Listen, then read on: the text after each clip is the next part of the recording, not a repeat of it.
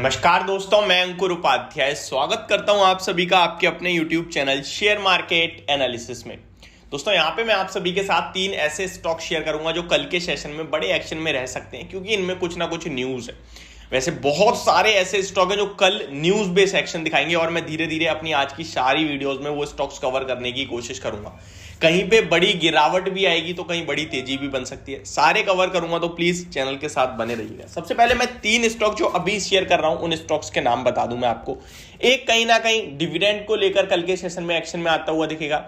दूसरा एक commodity play है और वो गिरता हुआ दिखेगा आपको। और थर्ड कहीं ना कहीं बोनस से रिलेटेड स्टॉक है तो वो एक्शन में आता हुआ दिखेगा।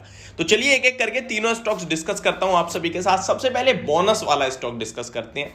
Bonus plus stock split company ने अनाउंस किया था और कल उसकी एक्स डेट है।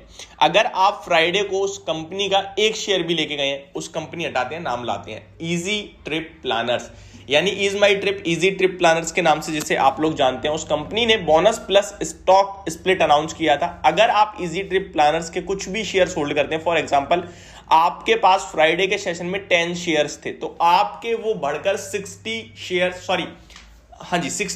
हो जाएंगे। 60 शेयर्स कैसे हो जाएंगे इसको समझने की कोशिश करते हैं। सबसे पहले मैं बताऊं, कंपनी ने 2:1 का बोनस अनाउंस करा, यानी कि आपके जो 10 शेयर हैं वो उनके सामने 20 शेयर्स कंपनी ऐसा बोनस देगी, तो टोटल हो गए आपके 30। उसके बाद कंपनी ने एक स्टॉक स्प्लिट अनाउंस करा जो 2 की फेस वैल्यू से 1 की फेस वैल्यू पे आएगा, तो वो 30 के आपके हो जाएंगे 60।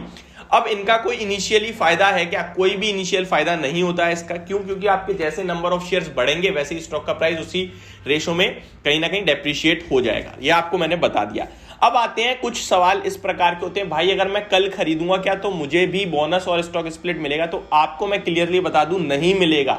क्यों नहीं मिलेगा? उसका रीजन ये है क्योंकि आपको वो स्टॉक डेप्रिशिएट प्राइस पे मिलेगा। फॉर एग्जांपल जिसने फ्राइडे को खरीदा उसे 380 रुपीज का स्टॉक मिला है, ठीक है। लेकिन अगर आप मंडे यानी कल के सेशन में खरीदते हो तो आपको अराउंड 70 रुपीज के समथिंग वो स्टॉक मिलेगा, 70 और 64 के अराउंड, ठीक है। तो आपको 380 पे नहीं मिल रहा, आपको डेप्रिशिएट प्राइस पे मिल रहा है। आप उसी अमाउंट में यानी कि 380 में उसके 6 शेयर्स खरीद सकते हैं। तो सिंपल सी बात है, यही कहीं ना कहीं फॉर्मूला है। इसी रेशो में स्टॉक का प्राइस घट जाएगा, उसी रेशो में आपके शेयर्स बढ़ जाएंगे, सिंपल सी बात है।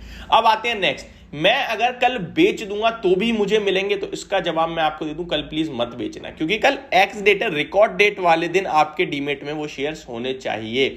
वैसे तो अगर आप डेप्रिशिएट प्राइस पे बेचोगे तो देखा जाए थ्योरिकली तो मिलने चाहिए आपको, बट मत बेचना, रिस्क नहीं लेनी चाहिए, ठीक है।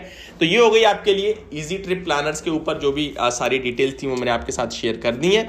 किस किस को मिलेगा, किसे नहीं मिलेगा और इससे क्या फायदा होता है क्या नहीं होता, वो मैंने आपको क्लियरली बता दिया। एक बार दोबारा रिपीट कर दूं, 2:1 का रेशियो में बोनस है, यानी कि एक शेयर होल्ड करते हो तो 2 शेयर और मिलेंगे, तो टोटल 3 हो जाएंगे। 2 की फेस वैल्यू से 1 की फेस वैल्यू पे आ रहा है स्टॉक स्प्लिट में, तो लगभग 3 के 3 और हो जाएंगे, तो 6 शेयर्स हो जाएंगे, ठीक है। ये हो गई आपके लिए। नेक्स्ट स्टॉक की बात करें तो यहां पे जो स्टॉक एक्शन में रह सकता है उस स्टॉक का नाम है वेदांता।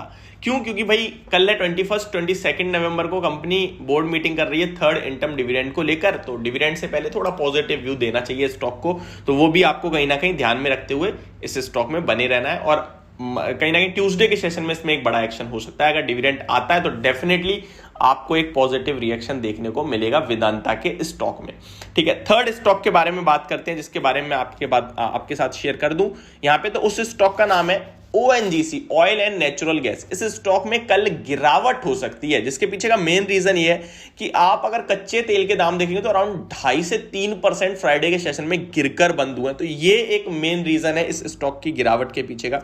क्यों? क्योंकि ONGC क्या है? Oil and natural gas. अब मैं इसको बताऊं आपको, ये डायरेक्ट क्रूड ऑयल से रिलेट करता है स्टॉक। कुछ शेयर्स ऐसे हैं बाजार में जो कच्चे तेल के बढ़ने से बढ़ते हैं और घटने से घटते हैं, ये उनमें से एक है। तो कच्चा तेल घटा है तो ये घटेगा, क्योंकि ये डायरेक्टली कच्चे तेल का सप्लायर है। कुछ स्टॉक्स ऐसे होते हैं जो कच्चे तेल को खरीदते हैं, यानी कि उनके लिए वो रॉ मटेरियल है। अगर वो घटेगा तो उन स्टॉक्स को फायदा है, क्योंकि उनके लिए पैसा कम जाएगा, और अगर कच्चा तेल बढ़ेगा तो उनके लिए घाटा है। For example Asian paints. जितना कच्चा तेल नीचे जाएगा एशियन पेंट को फायदा होगा, ठीक है। तो कल एशियन पेंट कहीं ना कहीं पॉजिटिव रिएक्शन दिखा सकता है। अगर कच्चे तेल में कल मॉर्निंग में कुछ ऊपर नीचे नहीं हुआ, इतना ही गिरकर खुल रहा है और फ्लैट खुलेगा, तो ये स्टॉक नेगेटिव हो सकते हैं 1 से 2% के लिए। और ये बिल्कुल ट्रेडिंग है, मतलब कल ही कल होंगे, फिर कच्चा तेल कल बढ़ जाएगा तो दोबारा रिएक्शन हो जाएगा। ओवरऑल पॉजिटिव चार्ट है इस स्टॉक का, बट थोड़ी सी गिरावट मुझे लग रही है जो कि 138 टू 137 तक ले जा सकती है स्टॉक को। डिप्स में खरीदारी करने के मौके ढूंढे, काफी अच्छा चार्ट हो रहा है स्टॉक का, आगे पीछे होकर ये स्टॉक आपको 145 टू 150 तक जाता हुआ दिख सकता है। तो ये 3 स्टॉक है मेरे हिसाब से जो आपके कल के सेशन में रडार में रहने चाहिए। बाकी बहुत सारे स्टॉक्स हैं और बहुत बड़ी बड़ी गिरावटें होनी है कल के सेशन में, जो मैं आपके साथ नेक्स्ट वीडियो में कवर करूंगा। Thank you so much for watching this video. Have a great day.